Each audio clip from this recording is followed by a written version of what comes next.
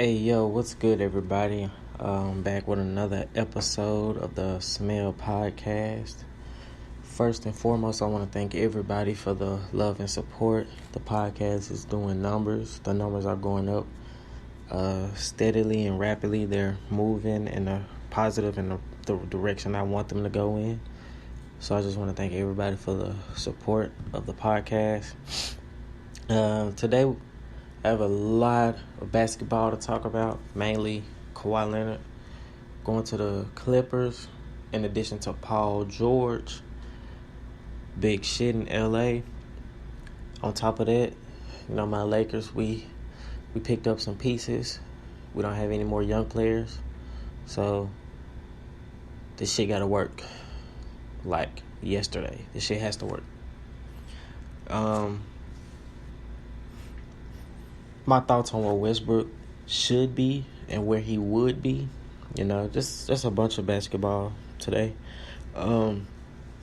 First things first, anybody that has anything negative, degrading, or just downright fucked up things to say about Westbrook, I can't fuck with you no more. I would not sit here and listen to people shit on bro. I just can't do it anymore. People been shitting on him for the past 6 years, probably longer. Especially the last 4 years. Oh, he's been getting dogged. So, yeah, man, it's unfair criticism, People be talking about he's not a good teammate. The nigga averaged a triple-double. 3 years in a row, he averaged 10 assists. No, 4 years in a row, 10 assists. 3 years in a row, triple-double. Like, come on, man. Can't be stat pad. And if he was, stop him. That's all I can say. But Kevin Durant wanting out, I don't think that had anything to do with Westbrook. Paul George leaving, I don't think that had shit to do with Westbrook. I just think motherfuckers don't want to play for OKC, dog. And the first opportunity you can get to leave is like, fuck, thank God, I don't want to be here. This shit boring. Ain't shit to do. Look where the two superstars left and went. Fabulous, fantastic motherfucking cities, bro. It don't get no better than LA. And it don't get no better than San Francisco or Oakland, wherever Katie was. Oakland. Like, come on, dog. This is Oklahoma. The only thing they got going is the Thunder. And that shit's boring. Ain't no nightlife. It's no kind of life outside. I've been to Oklahoma. I was in Oklahoma before the Thunder got there. So just imagine what the fuck it was then. This shit whack as hell. It's boring as fuck out there. Living in Oklahoma is like living in a closet. It's dark as fuck. Ain't shit to do. Ain't no room. Ain't no space. That shit clustered as fuck. Oklahoma's built ugly. Just a boring ass place to be, dog. Like between Wyoming, Oklahoma, Idaho, Delaware. Like them places lame as hell. Nobody want to go there. So Cleveland's better than Oklahoma, my nigga. Like, I'd rather go to Cleveland than Oklahoma. So, and they GMs and shit, they just be doing stupid shit. Like, I saw somewhere that was like Kevin Durant wanted to, when he won the MVP, he wanted a poster on the stadium like LeBron got at the Cavs at the time. They told him, go fuck yourself. Put that shit down the street. Damn, that's fucked up. To tell your MVP superstar, that's fucked up. So, yeah, fuck them. I want to see Westbrook in Miami. But I think Miami would be putting themselves in a hole getting Westbrook. And not from a talent standpoint, just from a money situation. Like on the business side, it's not the smartest of moves. It's a 50-50 because on one side of the business, bringing Westbrook with Jimmy Butler will bring more excitement to Miami. That's what Miami's for, the excitement, the nightlife, the vibes. It will totally bring vibes. But on the money standpoint, it's like, yeah, that's a lot of money for two players at that. That's why I feel like Paul George should have been out in the open about this fucking trade to the Clippers. Damn. He fucked Westbrook over on that one. And I ain't even talking about like fucked him over like on a personal level, just on like a money move, my nigga. Like, just imagine if the Paul George going to the Clippers was out in the open. And Pat Riley could have convinced Jimmy Butler to be like, hey, we got a chance to get Westbrook. I need you to take less. Jimmy Butler probably not. Let's just say for the sake of the argument. They're like, all right, cool. How much less? I want to give you a $4,150,000. That's still good. 4-year, $150,000. That shaves off $20,000 right there. That adds to the salary cap of what they didn't have. So now they probably got like 20, 25.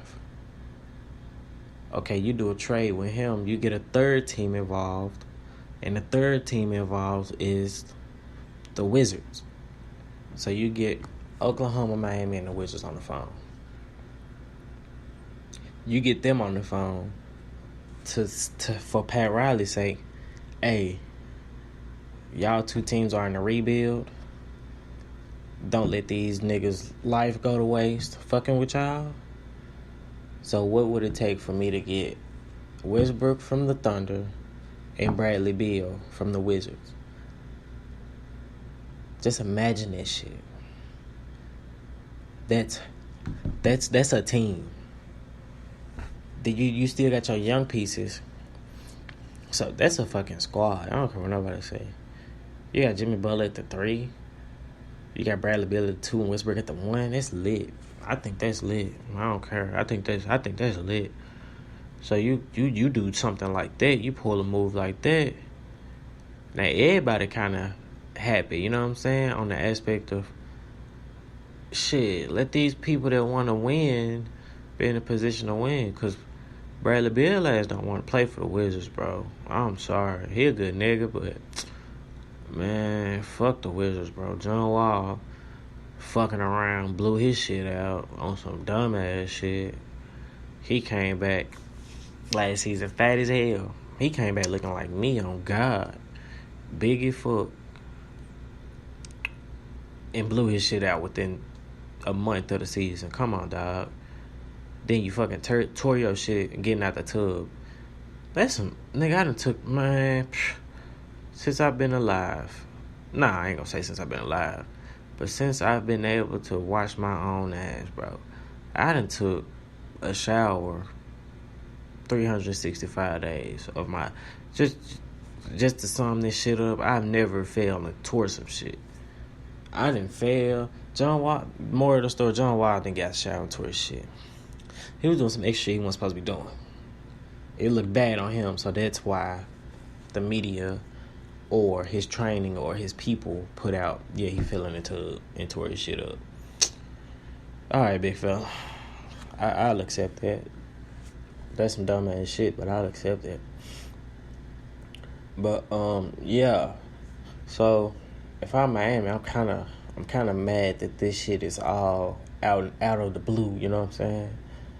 Like 1 o'clock in the morning, you see Oklahoma trade motherfucking Paul George to the goddamn Clippers, and Kawhi signed his bitch ass to the Clippers. And something happened recently that made me open my eyes to it.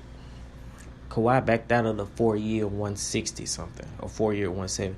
It was a 4-year deal. He backed out. Now he want to sign a 3-year, a 2-year, and a 1-year player option. Yee! That's a good look. Not for the Clippers. Kawhi gave him a time period. Hey, I got to win at least within these 2 years, or I'm out. And I don't know where he going, but he might go down the street. Hell nah. He might stay where he at, but a different jersey. Which I doubt. I don't know. I doubt he come to the Lakers. Only way he'll come to the Lakers is if the Clippers don't win. But then he'll be looking stupid. Like, nigga, what was your point of even coming here if you didn't believe in this type shit? Because that team looks nasty as fuck on paper. They can be easily the best defensive team in the NBA. Probably one of the best defensive teams in NBA history if you look at the pieces and the players they got. But they got to find that shit has to work perfectly because you got You got a team of different players. Like, everybody on the Clippers play different. Like, Paul George is... Who Paul George remind me of?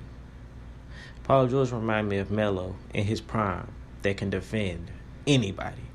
Think of a Melo in his prime that can defend well. You got Paul George. Because Paul George got the ISO like Melo. He got the post-up like Melo. He got the three like Melo. He got the one-on-one game like Melo.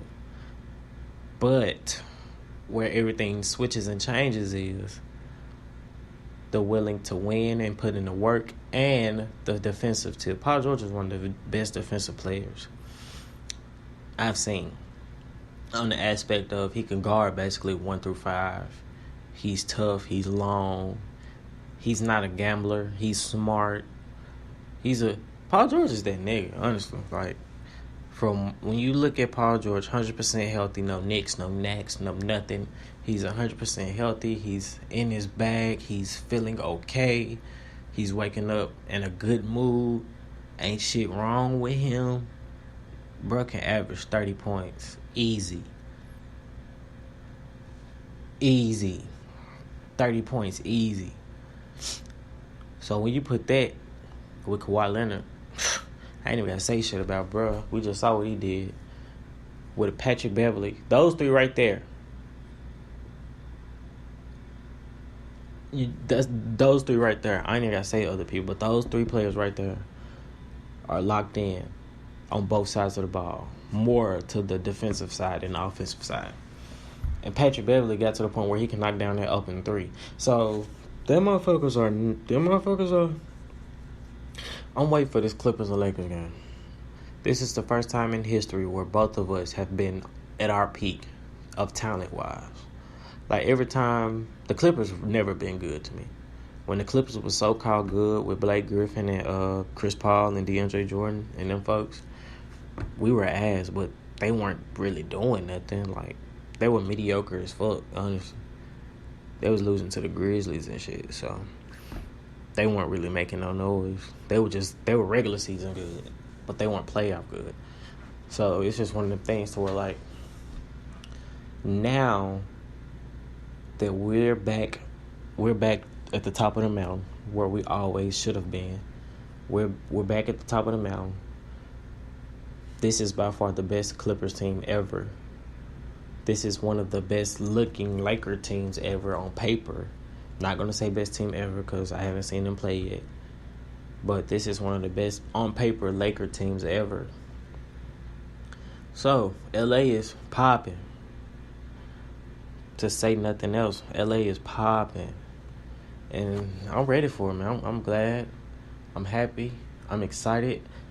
I'm glad Kawhi Leonard didn't come to the Lakers, personally, because now we got pieces that can fit. If we would have got Kawhi, we would have been looking 3 people strong, doo-doo with foot.